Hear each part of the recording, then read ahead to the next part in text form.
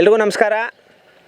ಹೊಸಕೋಟೆ ತಾಲೂಕು ಜಡಗೇನಹಳ್ಳಿ ಹೋಬಳಿ ವಾಗಟ ಅಗ್ರಹಾರ ಗ್ರಾಮ.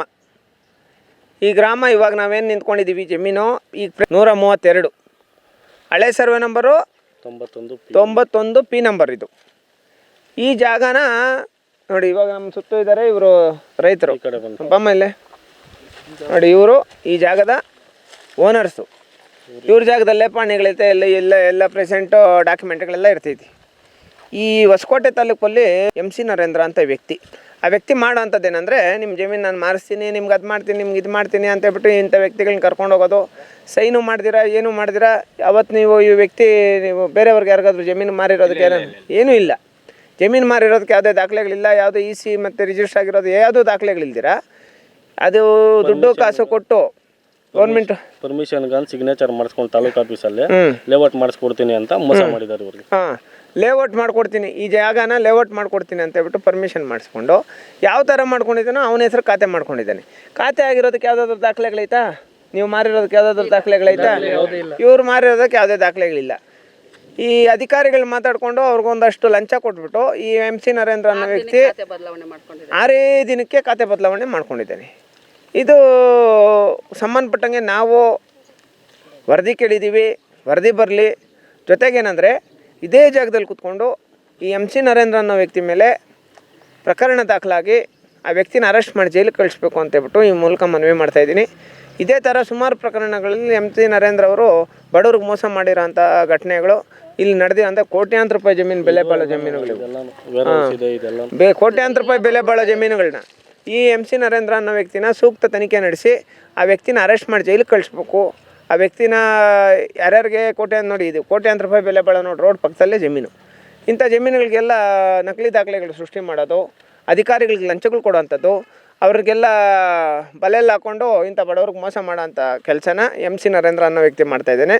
ಆ ವ್ಯಕ್ತಿ ಮೇಲೆ ಅತಿ ಶೀಘ್ರದಲ್ಲಿ ನಾವು ಹೊಸಕೋಟೆ ತಾಲೂಕು ಘಟಕದಿಂದ ಇದೇ ಜಾಗದಲ್ಲಿ ಕೂತ್ಕೊಂಡು ದೊಡ್ಡ ಹೋರಾಟ ಮಾಡ್ತಾಯಿದ್ದೀವಿ. ಅದಕ್ಕೆ ಮೊದಲೇ ಈ ವ್ಯಕ್ತಿನ ಅರೆಸ್ಟ್ ಮಾಡಿ ಅಂತೇಳ್ಬಿಟ್ಟು ಈ ಮೂಲಕ ಮನವಿ ಮಾಡ್ತಾಯಿದ್ದೀನಿ ಸರ್.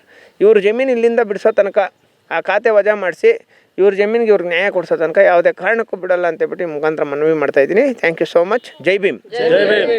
ನನ್ನ ಹೆಸರು ಪ್ರಮೀಳಾ ಅಂತ, ವಾಗಟ ಅಗ್ರಹಾರ. ನಮ್ಮದು ಹೊಸಕೋಟೆ ತಾಲೂಕು ಜಡಗೇನಹಳ್ಳಿ ಹೋಬಳಿ ವಾಗಟ ಅಗ್ರಹಾರ ಅಂತ. ನಮ್ಮದು 1 ಎಕರೆ 1 ಗುಂಟೆ ಜಮೀನು MC ನರೇಂದ್ರ ಅನ್ನೋರು ಅಕ್ರಮವಾಗಿ ಮಾಡ್ಕೊಂಡಿದ್ದಾರೆ. ಇದು ಬಂದು 2008ರಲ್ಲಿ ಸುಮ್ಮನೆ ನಮಗೆ ಆಸೆ ತೋರಿಸಿ ಲೇಔಟ್ ಮಾಡಿಸ್ಕೊಡ್ತೀನಿ ಅಂತ ಹೇಳ್ಬಿಟ್ಟು 82ರಲ್ಲಿ ನಮ್ಗೆ ಆಗಿದ್ದು ಇಂದಿರಾ ಗಾಂಧಿ ಫೀಲ್ಡಲ್ಲಿ. ಆಮೇಲೆ 2008ರಲ್ಲಿ ನಿಮಗೆ ಈ ಜಾಗದಲ್ಲಿ ಈ ಲೇಔಟ್ ಮಾಡಿಸ್ಕೊಡ್ತೀನಿ ಅಂತ ಹೇಳ್ಬಿಟ್ಟು ನಮ್ಮನ್ನು ಕರ್ಕೊಂಡೋಗಿ ಸೈನ್ಗಳು ಮಾಡ್ರಿ ಅಂತೇಳಿ ಮಾಡಿಸ್ಕೊಂಡು GP ಮಾಡಿಸ್ಕೊಂಡಿದ್ದೆ ನಮ್ಗೆ ಗೊತ್ತಿಲ್ಲದೇನೆ. ಆಮೇಲೆ ನಾವು ಇಲ್ಲಿ ದುಡಿದು ಇಲ್ಲಿ ನಮ್ಮ ಪೊಸಿಷನ್ ನಾವೇ ಇದ್ಕೊಂಡು ನಾವು ಬೆಳೆ ಬೆಳೀತಾ ಇದ್ವಿ. ಆಮೇಲೆ ಬಂದೊಂದು ದಿನ ನಂದು ಜಮೀನು ಅಂತ ಹೇಳಿದೆ. ಏನಿದೆ ದಾಖಲೆ ನಿಮ್ಮ ಹತ್ರ ಅಂದಿದ್ದಕ್ಕೆ 6 ದಿವಸಕ್ಕೆ ಖಾತೆ ಬದಲಾವಣೆ ಮಾಡ್ಕೊಂಡಿದ್ದಾನೆ. ಖಾತೆ ಬದಲಾವಣೆ ಮಾಡ್ಕೊಂಡು ಯಾಕೆ ಮಾಡ್ಕೊಂಡ್ರಿ ಅಂತ ನಾವು ಕೇಳಿದ್ದಕ್ಕೆ ನಂದು ಜಮೀನು ಅಂತ. ಆಗ ಬಂದು ಒಬ್ಬರು ಲೇಡೀಸು ಗೀತಾ ಅನ್ನೋರು ಇದ್ದರು ತಹಶೀಲ್ದಾರಾಗಿ. ಅವ್ರ ಮುಖಾಂತರ ಸರ್ವೆ ಮಾಡೋಕ್ಕೆ ಬರ್ತೀರಿ ಅಂತೇಳಿ ಎಲ್ಲರಿಗೂ ಹೇಳಿ ಬಂದು ನಮ್ಮ ಜಮೀನು ಮಾತ್ರ ಬಂದು ಇಲ್ಲಿ ಸರ್ವೆ ಮಾಡೋ ಥರ ಬಂದು ಇಲ್ಲಿ ಜಮೀನು ನೋಡ್ಕೊಂಡೋಗಿ ಖಾತೆ ಮಾಡಿಕೊಟ್ಟಿದ್ದಾರೆ. ಅವ್ರಿಗೆ ಜಾತಿ ನಿಂದನೆ ಮಾಡೋದು. ಇವ್ರು ನಮ್ಮ ಅಣ್ಣ, ಇವ್ರಿಗೆ ಹುಷಾರಿಲ್ಲ, ಅವ್ರ ಮೇಲೆ ಹೊಡೆಯಕ್ಕೆ ಬಂದರು ಕೇಳೋದಕ್ಕೆ ಹೋಗಿದ್ದಕ್ಕೆ. ಇವ್ರಿಗೂ ಹೊಡೆದಿದ್ದಾರೆ. ಬೂಡ್ಸು ಶೂ ಎತ್ಕೊಂಡು ನಾನು ತಿರುಗಾಡ್ಸ್ಕೊಂಡು ಹೊಡೆಯಕ್ಕೆ ಬಂದರು. ಈ ಥರ ಮಾಡಿ ನಮ್ಗೆ ಅನ್ಯಾಯ ಮಾಡಿದ್ದಾರೆ. ಅದಕ್ಕೆ ನಾವು ನ್ಯಾಯ ಬೇಕು ಅಂತ ಸಂದೇಶರ ಹತ್ರ ಹೋಗಿ ಸಂದೇಶ್ವರ ಹತ್ರ ಕೇಳ್ಕೊಂಡ್ವಿ. ಸರ್, ಇದು ನಮ್ಮ ಸ್ವಂತ ಜಮೀನು ಅನ್ನೋದಕ್ಕೆ ಪ್ರೂಫು 86ರಲ್ಲಿ ನಮ್ಮ ಅಮ್ಮ ತೀರ್ಕೊಂಡ್ರು. ಆಗ ಅವ್ರನ್ನ ಇಲ್ಲಿ ಮಣ್ಣು ಮಾಡಿದ್ದೀವಿ ಸರ್. ಈ ನಮ್ಮಪ್ಪ 2008ರಲ್ಲಿ ತೀರ್ಕೊಂಡ್ರು. 9ರಲ್ಲಿ ಅವ್ರದ್ದು ಇಲ್ಲೇ ಸಮಾಧಿ ಮಾಡಿದ್ದೀವಿ ನೋಡಿ. ಅದೇ ಜಮೀನು ನೋಡಿ ಸರ್, ಅಲ್ಲಿ ಕಾಣಿಸ್ತಾ ಇದೆ ನೋಡಿ. ನಮ್ಮದೇ ಜಮೀನು ಅನ್ನೋದಕ್ಕೆ ನಾವು ಮಾರಿಲ್ಲ ಸರ್, ಮಾರಿಲ್ಲ ಸರ್, ಇಲ್ಲ ಸರ್, ಮಾಡ್ಕೊಂಡಿದ್ದಾರೆ. ಅದೇ ಸರ್, ಅವ್ರು ಸೈನ್ ಮಾಡಿಸ್ಕೊಂಡಿದ್ದೇನೆ ಗೊತ್ತಾ. 2010ರಿಂದ ನಾವು ಕಂಪ್ಲೇಂಟ್ ಕೊಟ್ಟು ಕೇಸ್ ನಡೆಸ್ತಾ ಇದ್ದೀವಿ. ಯಾವ ಥರ ನಾವು ಸ್ಟೇಷನ್ಗೆ ಹೋದ್ರೂ ಬನ್ರಿ ಅಂತ ಹೇಳ್ತಾರೆ, ಮತ್ತೆ ಕರೆಯಲ್ಲ. ಅವ್ರನ್ನ ಕರೆಸ್ರಿ ಅಂತ ಹೇಳ್ತೀವಿ, ನಾವು ಅವ್ರನ್ನ ಕರೆಸಲ್ಲ. ಯಾವಾಗ ಹೋಗ್ತಾರೆ ಯಾವಾಗ ಬರ್ತಾರೆ ಗೊತ್ತಿಲ್ಲ ಸರ್. ಅವ್ರು ದುಡ್ಡಿರೋರು, ಅವ್ರದ್ದು ಹೆಂಗಾದ್ರೂ ನಡೆಯುತ್ತೆ. ಕೋರ್ಟ್ಗೆ ನಮ್ಮ ಕೇಸ್ ದಿನಕ್ಕೆ ಕೋರ್ಟ್ಗೆ ಹೋಗ್ತೀವಿ, ಅವ್ರು ಬರಲ್ಲ. ಏನು ಬಂದಿಲ್ಲ ಸರ್, ಏನು ಬಂದಿಲ್ಲ ಸರ್.